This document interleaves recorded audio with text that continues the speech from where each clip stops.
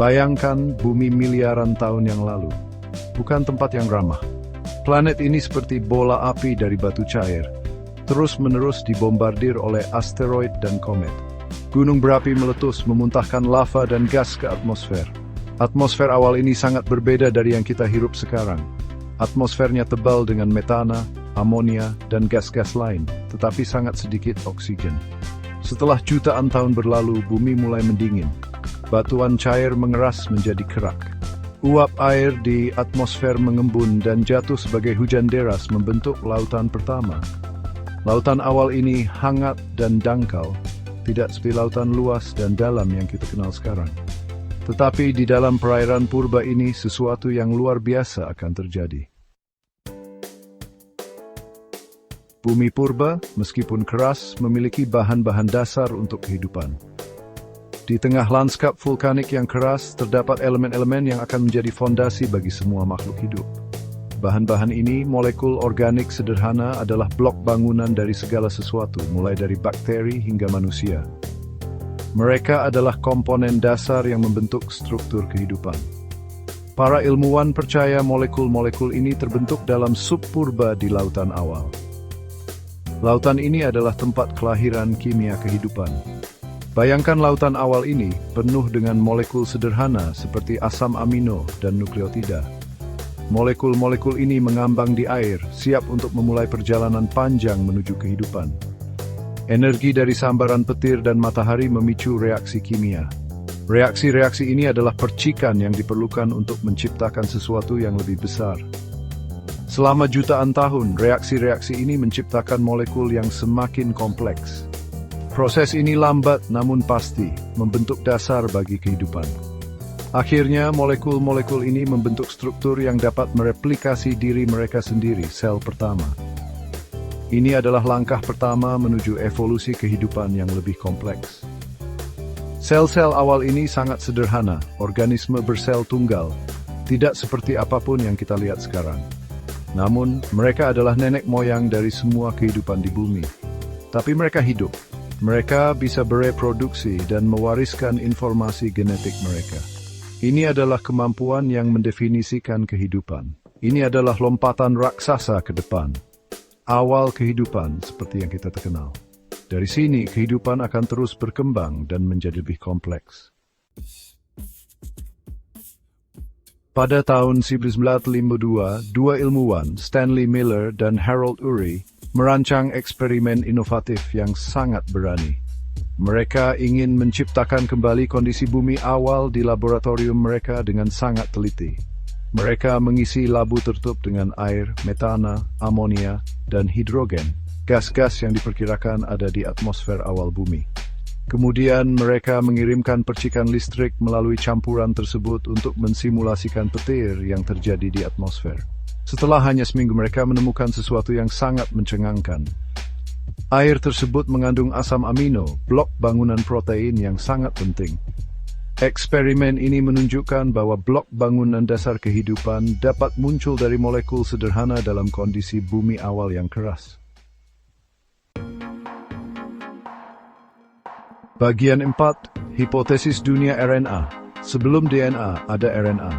Hari ini DNA adalah cetak biru kehidupan. Tetapi para ilmuwan percaya bahwa RNA, molekul yang lebih sederhana, memainkan peran penting dalam perkembangan awal kehidupan.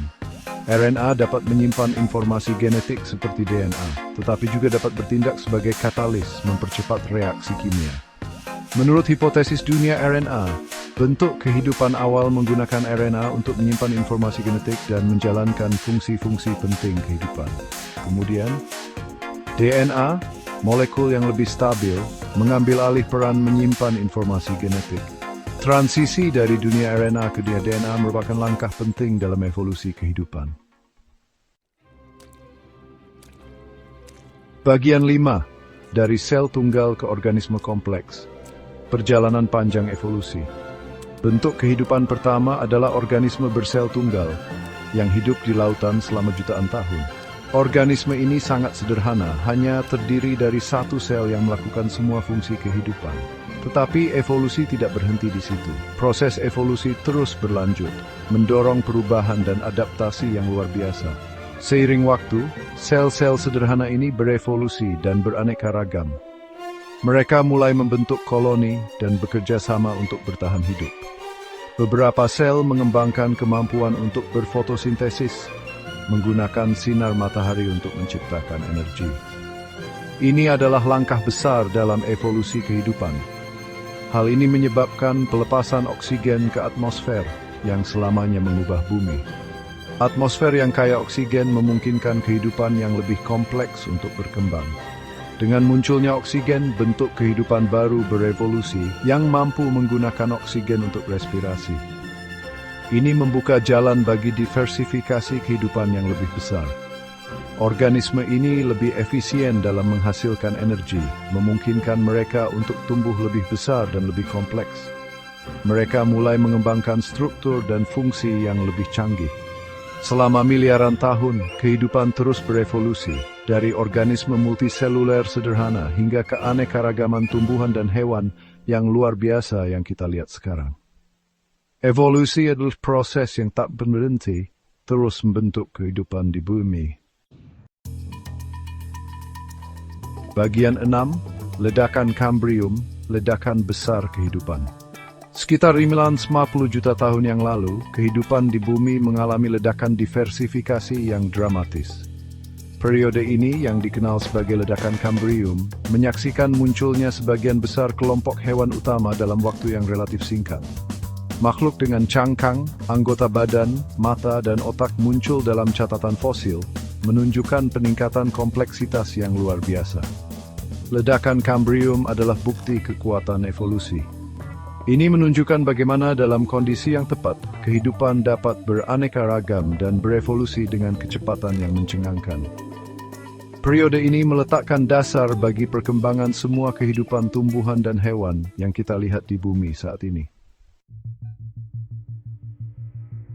Bagian 7, mengungkap rahasia masa lalu kita, membentuk masa depan kita.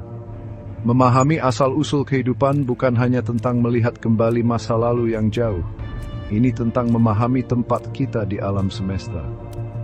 Dengan meneliti bintang-bintang dan galaksi yang jauh, kita dapat menemukan petunjuk tentang bagaimana segala sesuatu dimulai.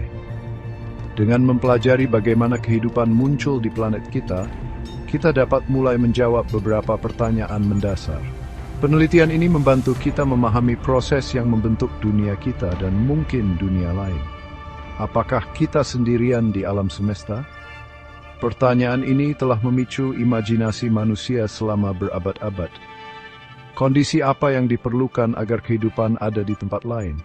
Menemukan jawaban atas pertanyaan ini bisa mengubah cara kita melihat alam semesta. Pencarian kehidupan di luar bumi adalah salah satu perbatasan paling menarik dalam sains.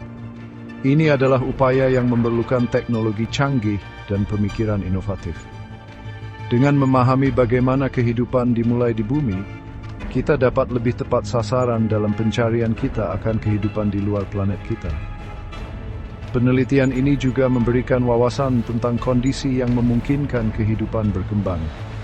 Mempelajari asal-usul kehidupan juga memiliki aplikasi praktis.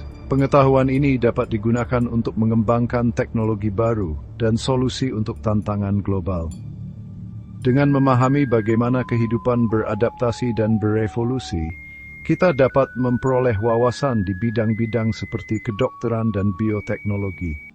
Ini bisa membantu kita mengembangkan obat-obatan baru dan teknik medis yang lebih baik. Semakin banyak kita belajar tentang asal-usul kehidupan, semakin banyak kita menemukan tentang diri kita sendiri dan tempat kita dalam kisah alam semesta yang luas dan terus berkembang. Pengetahuan ini tidak hanya memuaskan rasa ingin tahu kita, tetapi juga membimbing kita menuju masa depan yang lebih cerah dan penuh harapan.